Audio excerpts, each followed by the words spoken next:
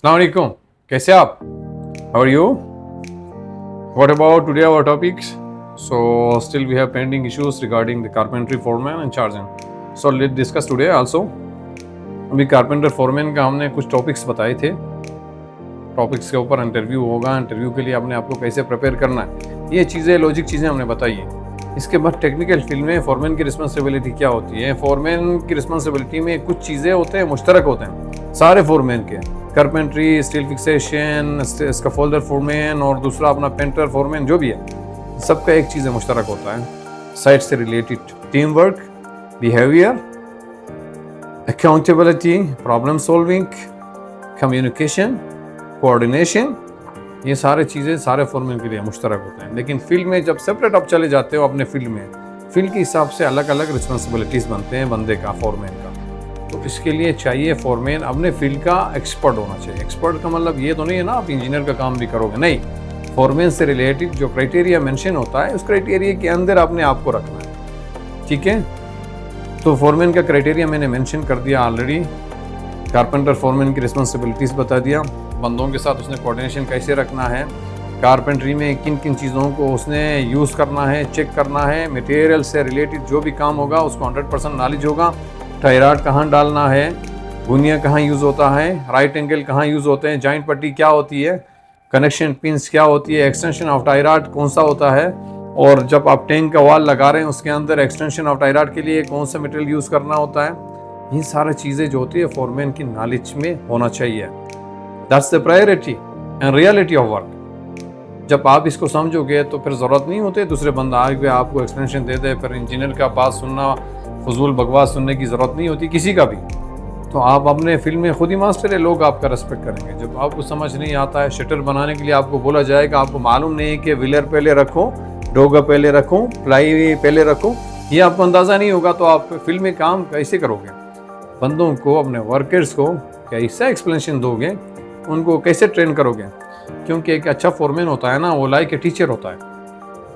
वो अपने वर्करों को समझा लेता है, समझने की सूरत में वर्कर आके प्रमोट हो जाएंगे, क्या करेंगे, उसको रेस्पेक्ट ज़्यादा देंगे, फिर अच्छे लफ्ज़ों से उसका नाम लेंगे, दुआ देंगे, गॉड ब्लेस हिम, ये बात करेंगे। या बोलेंगे हमारा फोरमैन खुद ही कुछ नहीं आता है, कमीना आदमी था, अखलाक वाइज बेड था, तरीका उसको नहीं आता था वो दूसरे बंदों के शोल्डर में मतलब बंदूक रख के चलाने वाला फोरमैन था। तो ये गलत बातें होती हैं। फोरमैन को अपना जो प्रोफेशनल फील्ड है उसके अंदर रहते हुए उसका मतलब प्रैक्टिकल इश्यूज के ऊपर उसको 100% अबूर होना चाहिए। तो एज ए फोरमैन आपको बता दिया आपका क्राइटेरिया क्या है, बंदों के साथ आपका बिहेवियर क्या होना चाहिए, ये अलग मैटर है। जो टेक्निकल इश्यूज के ऊपर आपसे इंटरव्यू ले लेगा, सारा चीज़ें वो मेंशन करेगा।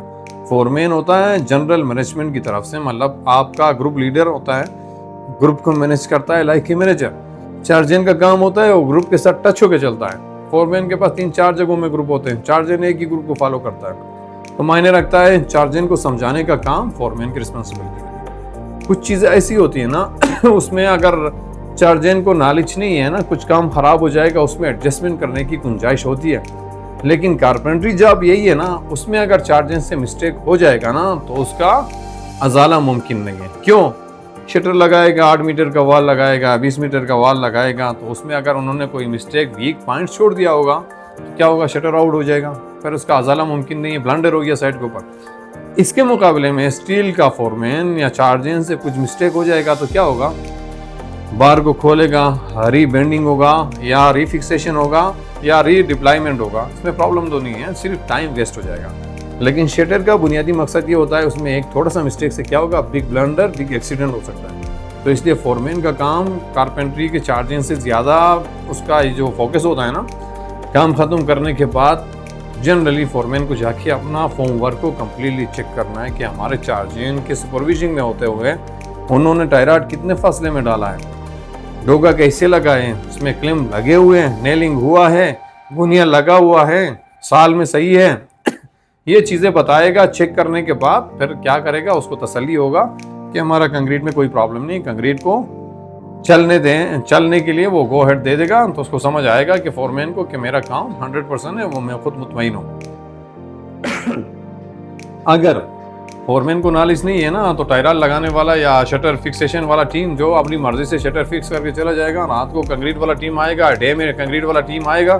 जब उसको हैंडओवर दिया आपने काम को, क्या होगा, आगे ब्लंडर ही होगा ना, शटर खुल जाएगा, उसके लिए कंपनी के कितने इक्विपमेंट्स यूज़ हो जाएंगे, मटेरियल यूज़ हो जाएंगे, एसेट्स का ज़िया होगा, मैन हावर्स मैन पावर का ज़िया होगा। तो क्या ये हमारी नाअहली से या ना तजुर्बाकारी की वजह से होगा।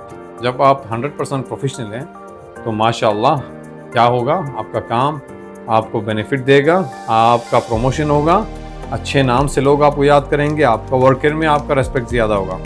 इसके बाद दूसरी टॉपिक्स के ऊपर, कारपेंट्री बड़ा फील्ड है, इसके ऊपर हम बात भी करेंगे बाद में।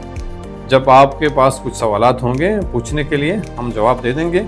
हमारे को इतना आज टाइम नहीं है, टाइम हमारा ख़त्म होने जा रहा है, इसलिए हम आपसे रिक्वेस्ट कर रहे हैं हमारे चैनल को सब्सक्राइब कर लीजिए और क्या करें, बेल आइकॉन के ऊपर क्लिक कर लीजिए और अच्छे अच्छे कमेंट हमें भेज दीजिए। थैंक यू, अल्लाह हाफिज़, शुक्रिया।